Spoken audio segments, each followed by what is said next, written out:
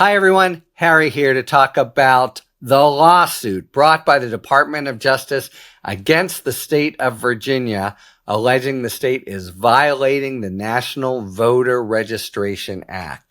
That act precludes states from undertaking systematic efforts to change or assess or reconfigure the voter list in the 90 days before an election.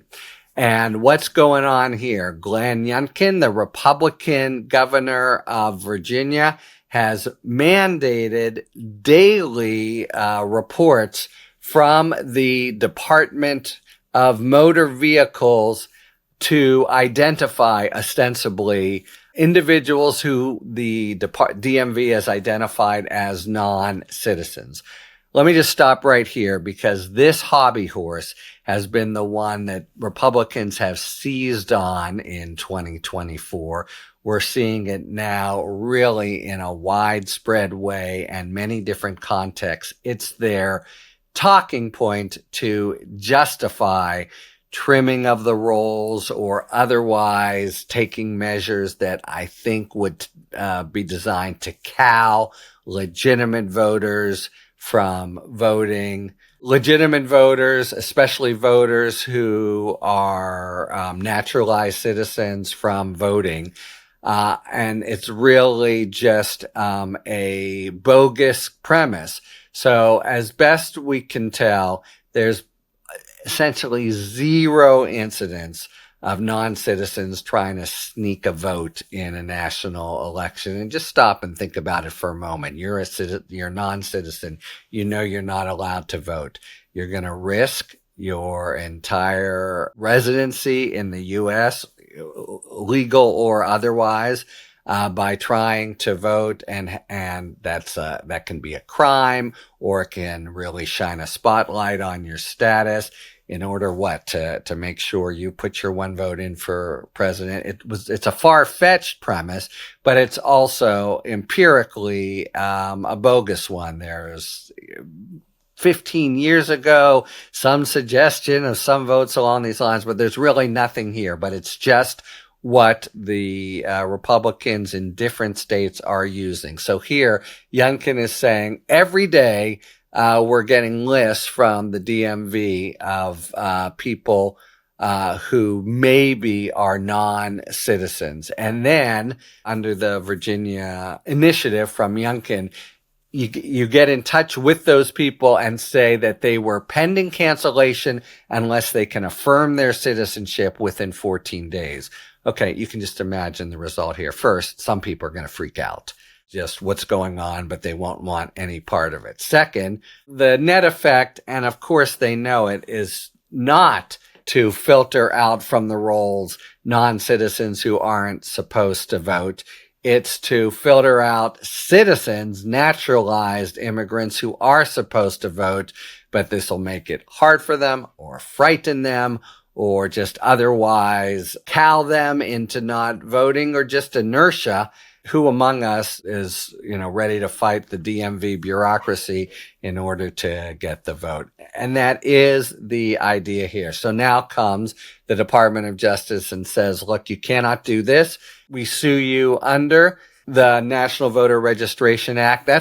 That is a statute that still remains in effect. The DOJ used to be so much more active in the pre-election period when the Voting Rights Act sections 5 and 2 were still operative, but the Supreme Court has overturned one and really vastly limited the other. So the DOJ's role in bringing these lawsuits and being able to just enforce voting rights is much reduced. But this is when they still have this 90-day window. And when you do, as the head of the Civil Rights section, systematic removal programs in those 90 days, Congress has found in passing it, they're a mess.